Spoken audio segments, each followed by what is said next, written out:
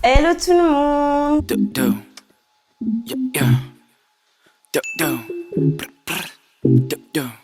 Hello tout le monde, j'espère que vous allez bien. Bon, ça fait très longtemps qu'on s'est pas vu. Bon, ça fait 2 semaines, 2-3 semaines. Je fais une petite aparté avant de commencer la vidéo. Donc, j'ai eu la grippe et je peux vous dire que je recommande à personne. Ça m'a mis KO pendant une semaine et demie et quasiment 2 semaines. Vraiment quasiment 2 semaines. Ça fait pas très longtemps que je vais mieux. Et pour vous dire, je suis hyper contente parce que ça m'a mis en retard dans tout ce que je voulais faire. Ouais, j'ai le seum. Enfin bref. C'est pas le sujet de la vidéo, je voulais d'ailleurs aussi vous remercier pour tous les messages que vous m'avez envoyés pour un bon rétablissement.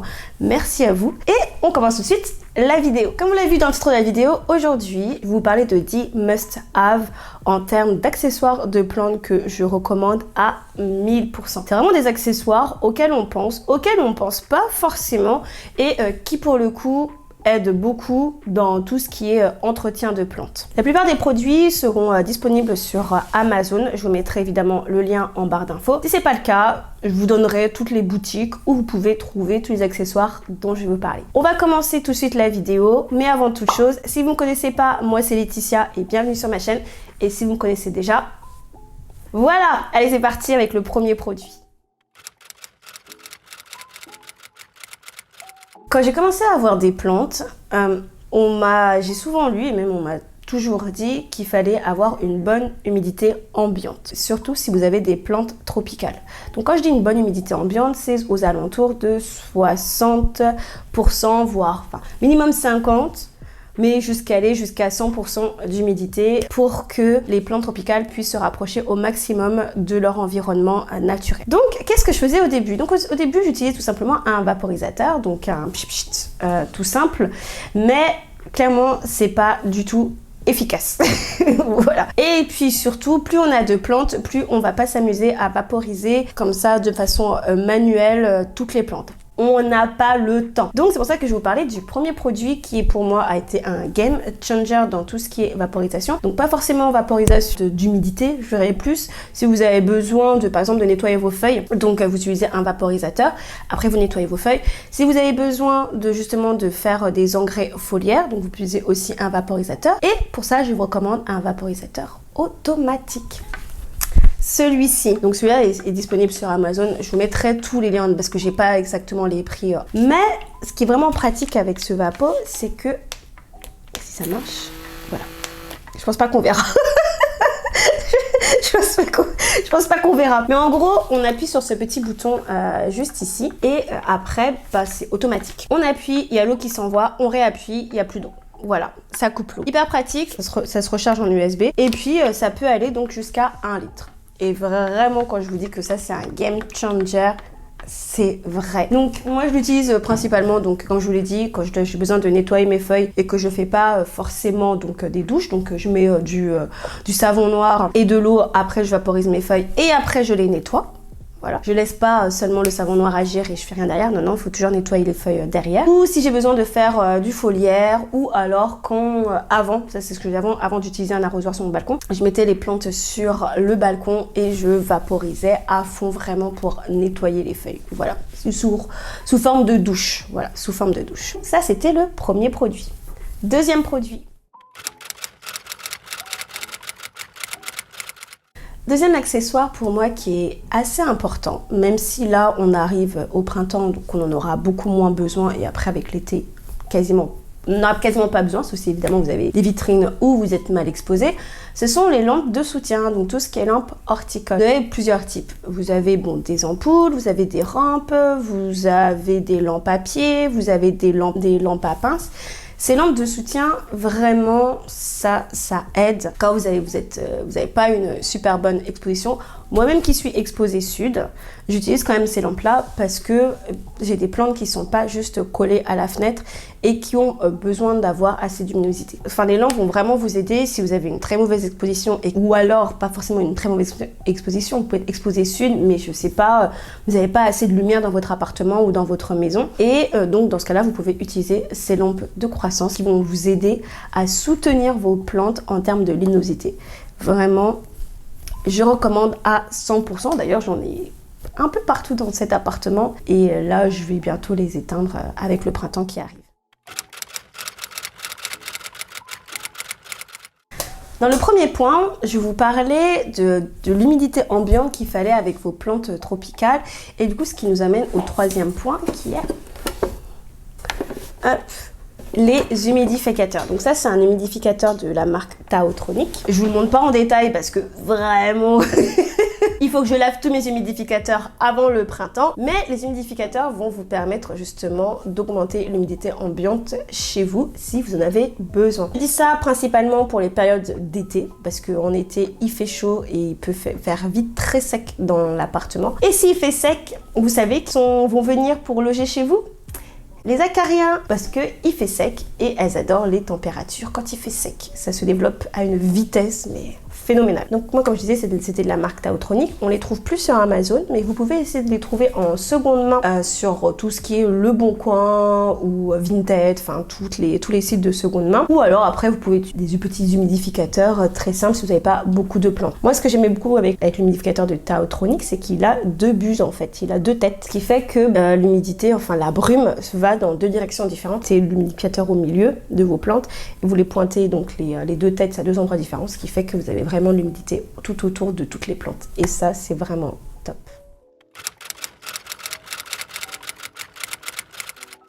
Quatrième point qui est pour moi important d'avoir tout le temps chez moi, évidemment, ce sont les pots.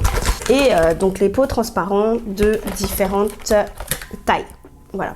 Sachez tout de même que c'est la question qu'on me pose le plus souvent, je pense. C'est où est-ce que tu trouves tes pots transparents? Alors, je le redis, et cette fois, quand on posera la question, je vous renverrai à cette vidéo. Mes pots transparents, je les trouve à Jardiland. C'est là où je me fourmille principalement, mais à un moment, j'avais besoin d'avoir des pots transparents plus petits. Les pots à Jardiland que vous pouvez trouver les plus petits, c'est cette taille-là. Alors, si mes souvenirs sont bons, je crois que c'est du 10 ou du 12. Ça doit être l'un des deux. Voire même, non, du 9 parce que c'est les nombres impairs. Donc, je crois que c'est du 9. Soit c'est du 9, soit c'est du 11. Mais j'avais besoin, moi, d'avoir des pots encore plus petits. Et donc, du coup, je suis allée sur le site Orchid NL. Je vous mettrai évidemment encore les liens en barre d'infos où vous avez vraiment plusieurs tailles de pots transparents. Moi, j'utilise principalement les pots transparents. Pourquoi? Pour voir l'état des racines, parce que je trouve que ça permet vraiment d'agir assez rapidement si on voit que les racines pourrissent. Ça se voit déjà à l'état de la plante. En règle générale, s'il y a un problème, elle va vous le montrer sur ses feuilles. Mais vous pouvez, sans forcément dépoter la plante, à travers les pots transparents, vous pouvez voir l'état des racines, si les racines sont devenues marron, noires, ou si elles sont encore blanches ou vertes. Ça, c'est plutôt cool.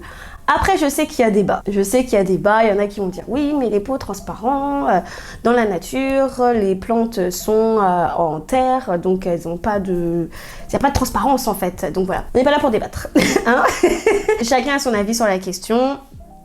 Chacun fait ce qu'il veut, mais moi j'ai autant des pots transparents que j'ai des pots noirs. En fait, j'ai que ça. J'ai soit peau noire, soit peau transparent. Les pots noirs, principalement, c'est les gros pots que j'arrive pas à trouver, donc au-dessus de cela. Donc c'est du 21, le maximum que j'ai c'est des 21, et donc après c'est quand j'ai besoin à partir de 24, 27, 32, 31, je sais même plus, je crois que c'est 31, je sais même plus. Mais vraiment les gros pots, donc là c'est vraiment des pots noirs. Les pots pour moi c'est des indispensables. Petit aparté, concernant, j'ai aussi les pots à réserve d'eau. Personnellement, je préfère les pots de Lechuza Pond, même si ils sont un peu chers, je vais pas mentir. Et vous pouvez trouver des dupes, mais je trouve qu'ils sont largement mieux. La façon dont ils sont, mes plantes se développent mieux que dans des dupes. Alors quand je dis des dupes, faut faire attention. Je vais vous montrer un exemple. Voici deux pots à réserve d'eau. Donc celui-ci, c'est de la marque Lechuza. Voilà, donc ça c'est la marque Lechuza. Et ça c'est un pot à réserve d'eau classique qu'on peut trouver sur Amazon. Quelle est la différence entre les deux? Déjà, il faut savoir que ils ont tous les deux l'indicateur pour savoir si vous avez de l'eau ou pas dans votre pot. Ce qui est bien en fait les Lechuza, c'est que c'est en deux parties. Donc là, la première partie où vous mettez que votre pont et votre plante, et la deuxième partie qui fait office de réserve d'eau. Ça, vous pouvez trouver des dupes. Mais ce que j'ai vraiment envie de mettre en alerte, c'est par exemple avec des pots comme ça, c'est que c'est aussi en deux parties, mais vous voyez la deuxième partie comment elle est? Il n'y a rien sur les côtés, c'est vraiment un plateau. Ce qui fait que quand vous voulez retirer le plateau pour pouvoir nettoyer votre pot, vous ne pouvez pas. Parce que là, vous avez tout le terreau qui est déjà dans le pot. Et donc, si vous le soulevez, le terreau s'en va avec le terreau, le pont, enfin peu importe ce que vous mettez à l'intérieur, le substrat. s'en va. Donc ça, je peux vous dire que j'ai galéré. J'ai utilisé ces pots-là pour un moment pour mes xanthosomas. Ça se développait super bien, hein, vraiment. Mais quand je voulais laver le pot, c'était une catastrophe. Tout partait en même temps. Le 5e point, c'est pour moi aussi un indispensable. J'en ai besoin. Ce sont les boîtes transparentes. Donc j'ai taille là avec des plantes à l'intérieur. Des plus grosses, vraiment de différentes tailles. Pour le coup, les boîtes, ce ne sera pas sur Amazon ni chez Jardiland. Je vous conseille d'aller chez Action parce que clairement, vous avez des boîtes de différentes tailles et ça coûte pas très cher. Après, avec l'inflation, je sais pas, ça va peut-être augmenter les prix. Mais à quoi vont vous servir ces boîtes? Pour beaucoup de choses. Et même un dernier point, je pense que vous n'avez pas pensé à celui-ci. Le premier point que moi j'utilise, donc ces boîtes-là, c'est pour quand je dois faire mes mélanges de substrat. Faites vos mélanges de substrat en avance, c'est un gain de temps. Autre gain de temps aussi, enfin plutôt gain d'espace, je dirais. Si vous avez besoin de ranger tous vos matériels, hop, vous mettez tous aussi dans une boîte transparente et ça vous fait un gain de temps au lieu d'avoir tous vos sachets qui traînent de droite à gauche. Troisième utilisation de ces box, et du coup c'est ce que je vous ai montré au tout début de la vidéo, c'est pour le développement des bébés plantes. Ou alors si vous avez besoin de box pour justement créer un effet serre à vos plantes pour obtenir de l'humidité, de la chaleur et pour qu'elles puissent se développer. Ça peut vraiment vous aider, surtout si vous avez des plantes à sauver. Et dernière utilisation pour la box, ça franchement je pense que vous n'avez pas pensé à ça, mais moi j'y ai pensé récemment quand j'étais en train de transporter mes plantes de ma salle à manger jusqu'à ma salle de bain. Et j'étais en train de me dire, mais attends Laetitia, t'as des grosses box comme ça et toi tu t'amuses à prendre des plantes 2 par 2 parce que j'ai que 2 mains, les emmener dans la salle de bain alors que tu suffirait juste de mettre le maximum de plantes dans les box et de mettre directement, les emmener directement, c'est un gain de temps. Ouais. Et je me suis rendu compte de ça que très récemment. Donc voilà, la dernière utilité pour les box, ça peut être des box de transport si vous avez besoin de déplacer vos plantes jusqu'à votre baignoire ou alors jusqu'à votre lavabo, évier pour arroser vos plantes. Évidemment, ça ne marche pas avec les grosses plantes, mais étant donné que j'ai de petites plantes et de plantes de taille moyenne, ça va, ça passe dans les box. Voilà. Le prochain point que j'ai, enfin les accessoires que j'ai toujours à la maison, c'est les tuteurs en coco. J'en ai toujours un ou deux qui traînent. Et c'est pour moi, c'est hyper important d'en avoir toujours un ou deux. Pourquoi j'en ai besoin? Tout simplement pour un gain de temps. Les tuteurs en coco vont vraiment vous faciliter la vie si vous avez besoin de tuteurs et que vous ne voulez pas vous lancer sur la fabrication de tuteurs en sphène. Ce que je peux comprendre. Moi personnellement, les tuteurs en sphène, j'utilise pour des grands tuteurs. Quand je fais mes tuteurs de 2 mètres de haut là, c'est là où je prends du temps et que j'utilise mes gros paquets de sphène pour pouvoir faire ces tuteurs là. Là, il y a récemment, j'ai encore dû, je suis en train de me poser la question sur comment je vais gérer 2 à 3 tuteurs là en sphène qui sont assez hauts. Parce que mes plantes sont arrivées en haut, mais je me dis elles peuvent pas non plus faire 3 mètres de haut. Donc est-ce que je rallonge les tuteurs ou est-ce que je coupe la plante? Donc voilà. Les tuteurs en coco sont quand même assez bien pratiques. Ne croyez pas que les plantes ne vont pas s'accrocher dessus. C'est faux. À la maison, c'est principalement donc mes Monstera qui s'y accrochent, mais j'ai mis des tuteurs en coco sur des symboniums et ça fonctionne très bien. Je vais en montrer un. Voilà, donc ça c'est... Oh, regardez, il a brûlé ici, trop de soleil. Donc ça c'est mon Syngonium Morito qui est du coup sur un tuteur en coco et je vais vous montrer juste là. Vous voyez, vous avez juste ici là, donc et même encore en haut, voilà. Vous avez les racines qui s'accrochent au tuteur. Là par contre, c'est bien mignon hein, mais j'ai mis un tuteur qui est pas assez gros. Après on m'avait donné une technique, il faut que je vois. Il paraît que non, pas sur celui-ci. En fait, sur certains tuteurs en coco comme ça, vous pouvez ouvrir le haut et mettre l'extension sur le dessus, mais pas pour celui-ci. Oh non. Donc voilà, c'est ce que je voulais vous dire. Les tuteurs en coco, ça fonctionne très bien. Ah oui, d'ailleurs j'ai oublié de dire sur le point précédent, les tuteurs en coco vous pouvez les trouver évidemment à Jardiland, mais si vous pouvez pas les trouver en jardinerie parce que vous pouvez pas forcément vous déplacer en jardinerie ou vous n'avez pas de gros jardin à côté de chez vous, je mettrai des liens en barre d'infos. Point suivant qui est pour moi aussi un autre indispensable, la station météo. Donc ça, c'est des stations météo que j'ai trouvées chez Action hein, pour pas très cher, je crois que c'était à moins de 5 €, où vous avez évidemment la température et l'humidité. Assez pratique, vous n'êtes pas obligé évidemment d'avoir une grosse station comme ça. J'ai des petites stations aussi qui marchent aussi très bien. Ce qui est pour moi le plus important, c'est de savoir la température ambiante chez vous et le taux d'humidité. C'est ce qui est pour moi très important. Bon après, je pense que la plupart d'entre vous qui me suivent, vous avez déjà votre petite station météo chez vous qui vous indique tout. Mais si vous ne l'avez pas, allez chez Action. Voilà. Le 8e point qui est pour moi assez important au final, c'est le tapis chauffant. Alors pourquoi? Le tapis chauffant, moi je trouve que c'est le top si vous avez besoin de chaleur.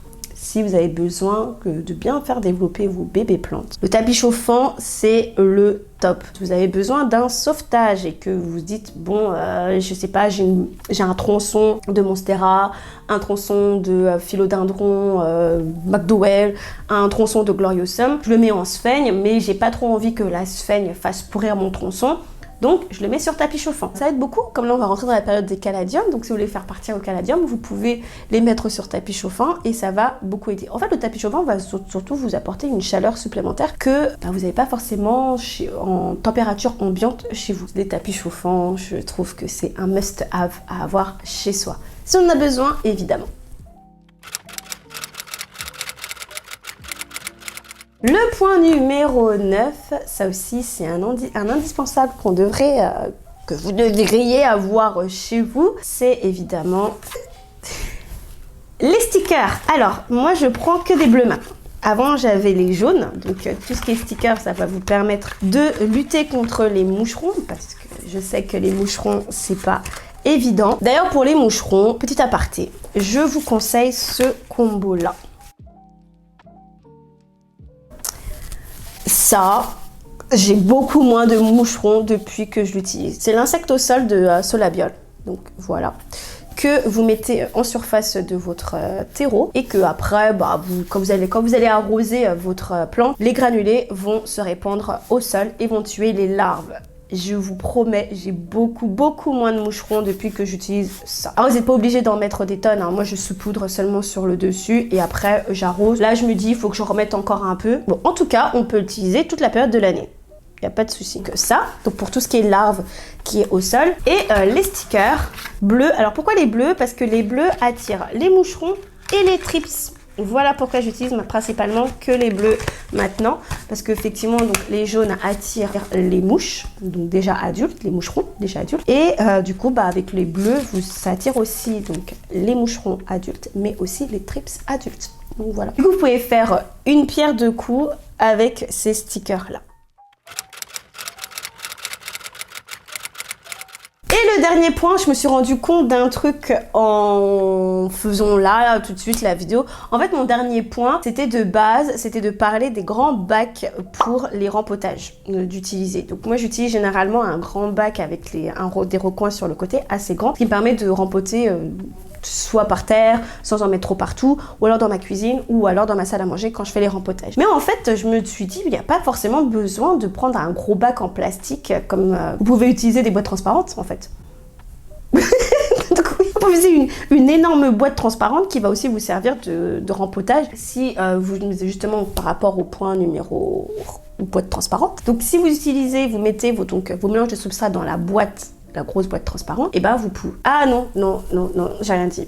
Oubliez ce que j'ai dit parce qu'en fait, si vous faites ça, quand vous allez voir retirer le vieux terreau, ça va se retrouver dans la boîte transparente. Donc non, vous pouvez utiliser des bacs qui sont vraiment pour ça, pour faire du rempotage. Donc vous avez des bâches en plastique avec des recoins que vous mettez, donc ça vous permet de pas trop en mettre partout. Sinon vous avez en dur, si vous avez de la place, vous pouvez facilement trouver soit à Jardiland ou alors sur les sites classiques comme Amazon. Et je voulais terminer par ce point là. Voilà, on arrive à la fin de la vidéo. Bon, j'espère que cette vidéo vous aura plu. Dites-moi un peu, vous, c'est quoi le must-have en termes d'accessoires qu'on doit avoir chez soi en tant que plant lovers ou personne qui adore les plantes. Sachez tout de même que je n'ai pas parlé des classiques, hein, c'est-à-dire le sécateur, l'arrosoir, les engrais, enfin tous ces autres indispensables, parce que pour moi, on va dire que c'est dans le package. Quand on a des plantes, On a forcément un sécateur, je pense, ou alors un ciseau. On a un arrosoir, ou ça peut être une bouteille d'eau, ou un verre d'eau. Qu'est-ce qu'on a? On commence à avoir 1 ou 2, 3 engrais. Mais même si les engrais, est-ce que je peux dire que c'est vraiment des indispensables? Ça dépendra des gens. Voilà, ça dépendra des gens. En tout cas, dites-moi tout, j'attends vos commentaires. Et on se dit à la prochaine. Bye!